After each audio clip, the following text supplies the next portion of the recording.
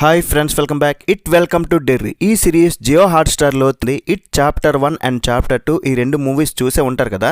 So దానికి prequel అనమాట. So ఆ మూవీస్ మీరు చూడకపోయినా పర్లేదు, దానికన్నా ముందు జరిగే స్టోరీ కాబట్టి.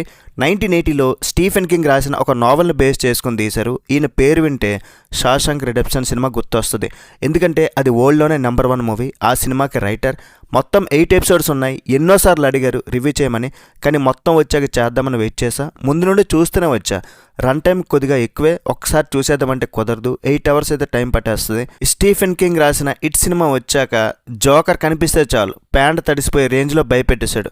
మరి దీనికి కంప్లీట్ రివ్యూ ఇక్కడ నుండి మన రివ్యూస్లో కొంచెం ఫన్నీ యాడ్ చేస్తా, అంటే మీకు చూడడానికి కూడా ఇంట్రెస్ట్ ఉండడానికి. కాబట్టి ఖచ్చితంగా అయితే సబ్స్క్రైబ్ చేయండి, బెల్ నోటిఫికేషన్ ఆన్ చేసుకోండి, వీడియోని స్కిప్ చేయకుండా చూడండి, కొంచెం సపోర్ట్ అయితే ఇవ్వండి. సబ్స్క్రైబర్స్ ఉన్నారు కానీ నోటిఫికేషన్ ద్వారా వచ్చిన వ్యూస్ మాత్రం 200-300. ఇక ఛానల్ వ్యూస్ గురించి ఏం మాట్లాడక్కర్లేదు. మీరు ఎంగేజింగ్గా ఉంటే సపోర్ట్ ఇస్తే నాకు చాలా హెల్ప్ అవుద్ది. ఫ్యామిలీతో పాటు కూడా చూడొచ్చు. 18+ సీన్స్ అలాంటివి ఏమి లేవు, కానీ కొన్ని కిస్సింగ్ సీన్స్, కొన్ని హర్రర్ సీన్స్ డిస్టర్బెన్స్ చేస్తాయి, కొన్ని డిస్టర్బెన్స్ సీన్స్ కూడా ఉన్నాయి. సో దానివల్ల చూడకపోవడమే పిల్లలు ఫ్యామిలీతో బెటర్ అని నా ఫీలింగ్. మరి ఓవరాల్గా ఈ సిరీస్ నాకైతే చాలా బాగా నచ్చింది భయ్య. చాలా బాగా తీశారు, సూపర్ ఉంది. రన్ టైం ఎక్కువని స్కిప్ చేయొద్దు, మీరు స్టార్ట్ చేయండి చెప్తాను. అసలు ఈ స్టోరీని, డ్రామాని, హారర్ని మిక్స్ చేసి భలే తీశారు. స్పాయిలర్స్ లేకుండా అసలు మ్యాటర్ ఏంటంటే, బేసిక్గా మనం ఇట్ పార్ట్ 1 పార్ట్ 2లో సినిమాలో చూసింది 1989 అండ్ 2016 టైం లైన్.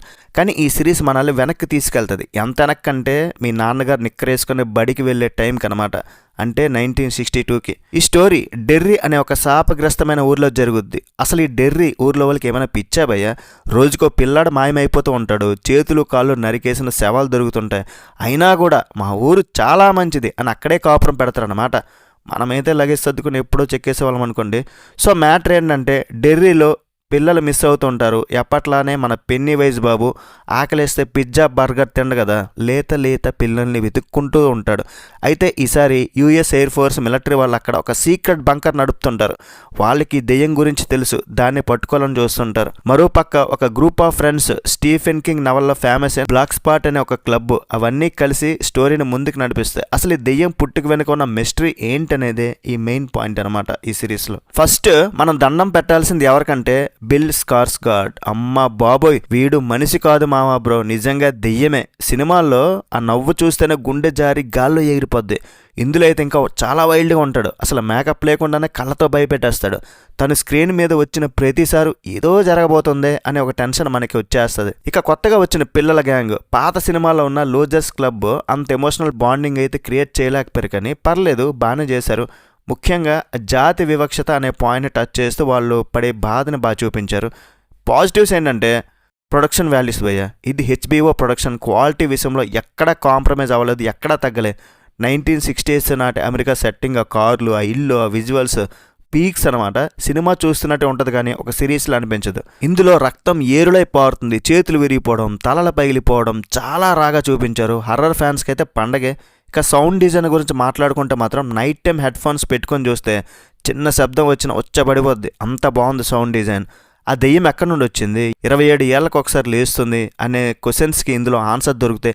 సినిమాలో మనం చూసిన పిల్లలు లూజర్స్ క్లబ్ ఇంకా పుట్టలేదు కాబట్టి ఇందులో వారి తల్లిదండ్రులు చిన్న వయసులో పెన్నీవైజ్ పోరాడారు అనేది, అండ్ పెన్నీవైజ్ భవిష్యత్తు చూడగలడు కాబట్టి భవిష్యత్తులో లూజర్స్ క్లబ్ వల్ల తనకి ఎలాంటి ఆపద ఉందని ముందే ఎలా గెస్ చేశాడు, దాన్ని బాగా చూపించారనమాట. అన్నీ బాగున్నాయి కానీ ఇక్కడే ఒక చిన్న బిస్కెట్ ఉంది. అదేంటంటే LAAAG ల్యాగ్ అనమాట. ఒరే బాబు, దెయ్యం ఎప్పుడు వస్తుందా అని మనం వెయిట్ చేస్తుంటే వీళ్ళ మధ్యలో లవ్ స్టోరీలు, ఫ్యామిలీ డ్రామాలు పెట్టి సాగదీశారు.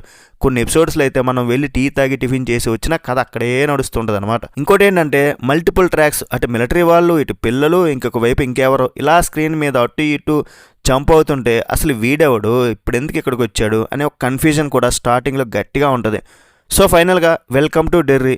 మీరు ఇట్ మూవీ ఫ్యాన్స్ అయ్యండి. స్టీఫెన్ కింగ్ యూనివర్స్ అంటే పిచ్ ఉంటే ఖచ్చితంగా చూడాల్సిందే. ఆ డార్క్ వైబ్, ఆ మిస్టరీ అయితే మీకు నచ్చుద్ది. ఇట్ సినిమాలో కన్నా కొన్ని ఫుల్ డీటెయిల్స్ ఇక్కడ బాగా ఎక్స్ప్లెయిన్ చేశారు, కానీ నాకు అంత ఓపిక లేదు భయ్య. ప్రతి 5 నిమిషాలకు దెయ్యం రావాలి, జంప్ స్కేర్ ఉండాలనుకుంటే మాత్రం ఈ సిరీస్ మీకు బోర్ కొట్టిస్తుంది. ఫాస్ట్ ఫార్వర్డ్ చేసుకుంటూ చూడాల్సి వస్తుంది అనమాట. మరి ఓవరాల్గా ఈ సిరీస్కి నేను ఇచ్చే రేటింగ్ ఎంత అంటే 3.5 అవుట్ ఆఫ్ 5. 0.5 ఎక్స్ట్రా, ఎందుకంటే బిల్ స్కార్స్గార్డ్ యాక్టింగ్ కోసం అనమాట. మరి ఈ సిరీస్ మీరు చూసారా? ఆ జోకర్ నవ్వు భయమేసిందా లేక ఫన్ అనిపించిందా? కింద కామెంట్స్లో గట్టిగా మోగించేయండి భయ్య. వెళ్ళే ముందు ఆ సబ్స్క్రైబ్ బటన్ని, ఆ బెల్ ఐకన్ని ఒక్కసారి గట్టిగా కొట్టండి. మన నోటిఫికేషన్ మీకు దెయ్యంలా ఫోన్లోకి వచ్చేయాలన్నమాట. మళ్ళీ ఇంకొక ఇంట్రెస్టింగ్ రివ్యూతో మళ్ళీ కలుద్దాం. అప్పటిదాకా బెలూన్ కనిపిస్తే జాగ్రత్త బాబాయ్. జై హింద్.